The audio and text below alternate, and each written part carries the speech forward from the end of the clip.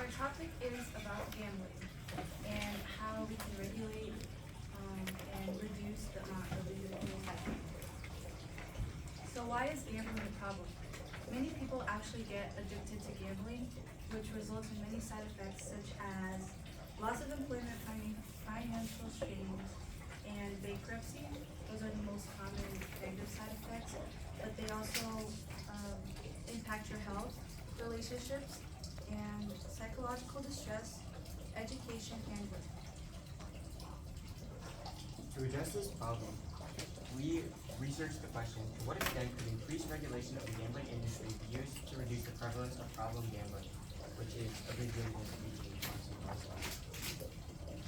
The solutions we came up with were casino-specific rules, required provision of treatment, or which means therapy and other sorts of treatment provided by health insurance and government to combat side effects of gambling, and a government gambling monopoly.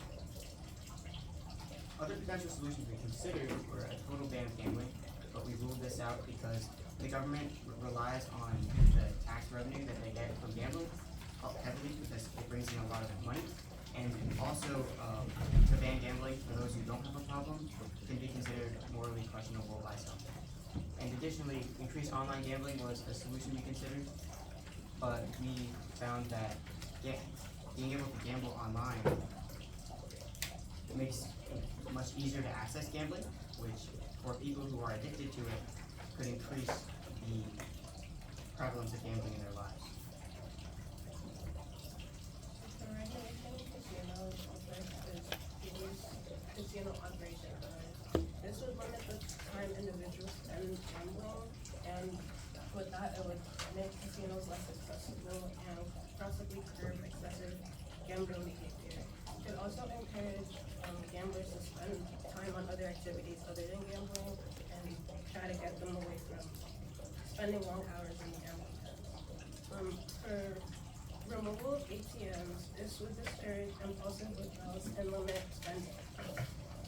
Researchers at Weber University of Technology state problem gamblers may experience urges to chase losses or continue gambling despite financial constraints. Removing ATMs would create a barrier to accessing additional funds and promote a more thoughtful and deliberate decisions in gambling. And for maximum bet amounts, it would limit the amount a person can wager on a single bet. This policy would aim to reduce the potential for substantial financial losses in short periods of time, which is a common characteristic in fellow gambling. Limiting bet amounts would suppress impulsive betting and encourage more controlled gambling. And lastly, casino smoking. Although it's more a public health concern, it could indirectly help the problem by reducing the allure of casinos for some people. It would create a less appealing atmosphere for smokers and discourage them from visiting casinos and spending instead of waiting there. Another solution could be providing treatment, and one of them would be a cognitive behavioral therapy and a potential medication that can reduce the amount of individuals who actually have a desire to gamble. So what is cognitive behavioral therapy? It's a therapy that would allow the individual to be more aware of the symptoms and the reactions that they have that drive them to want to gamble. And by doing this kind of therapy, it would be able to redirect their actions towards a coping method that they could use when they have these kinds of symptoms. And the next could be a potential medication that could be used to target a part of their brain, which is the insula. It is the ventromedial prefrontal cortex of their brain. And basically the function of this part of the brain is it's like the key function of sensory coding, and which is what draws them to want to gamble. And also the reason why most people continue to gamble is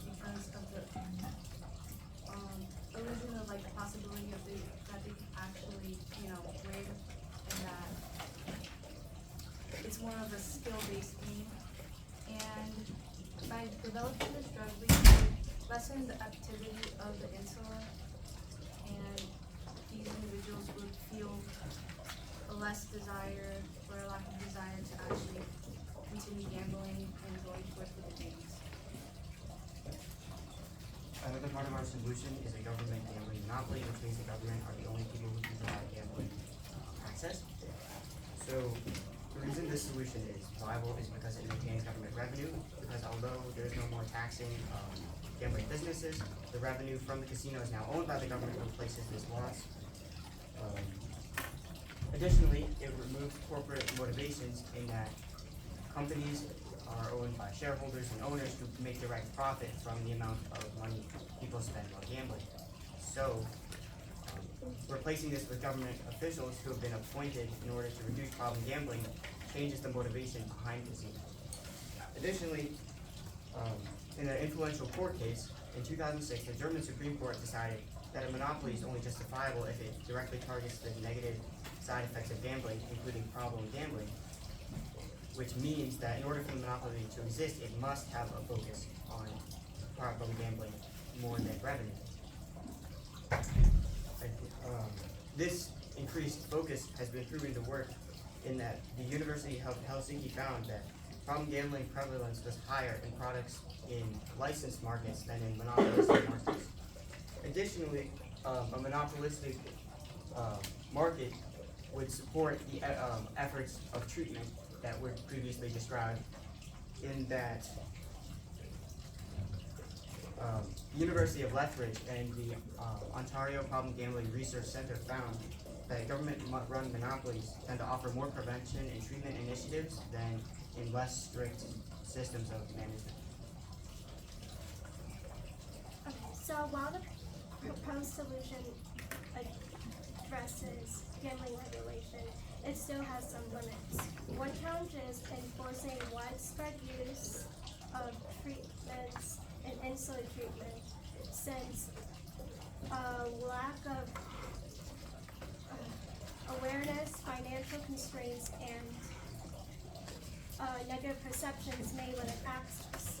Another challenge is that people may resist the gambling monopoly system, since there's countries that value free market capitalism and those who already have established private gambling industries.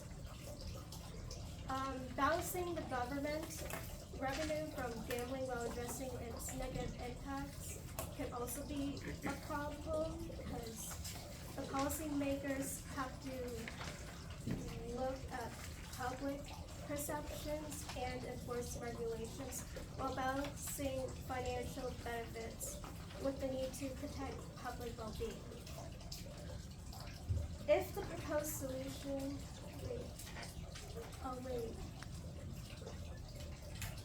if the proposed solution is successful, it could reshape the gambling industry by creating a more controlled and regulated environment that minimizes harm while still generating revenue. The monopoly system can centralize control, ensuring a more consistent and accountable regulation for the industry. And widespread use of cognitive behavioral therapy and targeted treatments could also decrease the number of individuals that are affected by problem gambling. Additionally, other countries may adopt similar policies, recognizing the balance between safeguarding public health and benefiting economically. All right. All right. So we're going to start from the left. We'll hold our applause till the end. We're going to start from the left and go to the right. So Jordan, what is that? Jordan. Give one specific way that your thinking changed as a result of learning about Michelle's findings.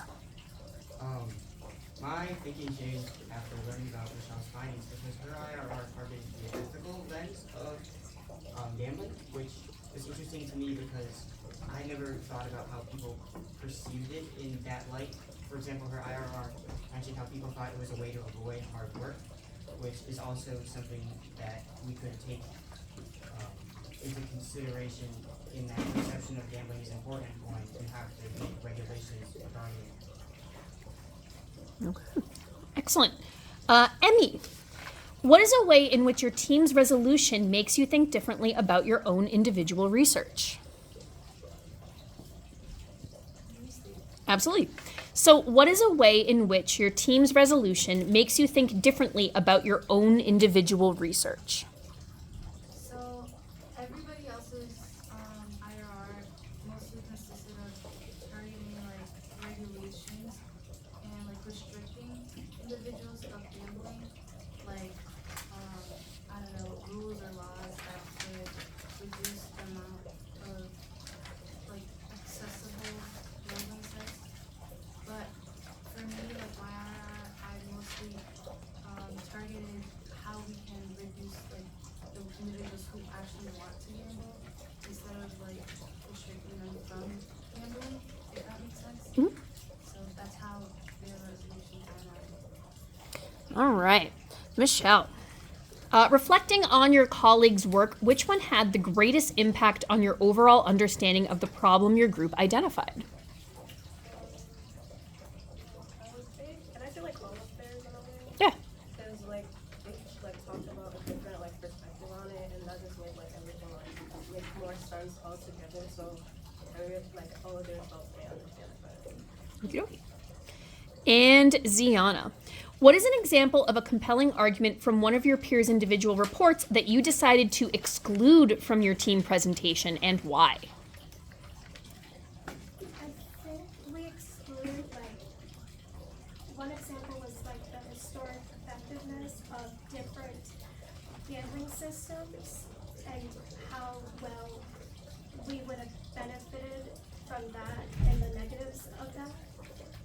Alrighty. Good work, guys.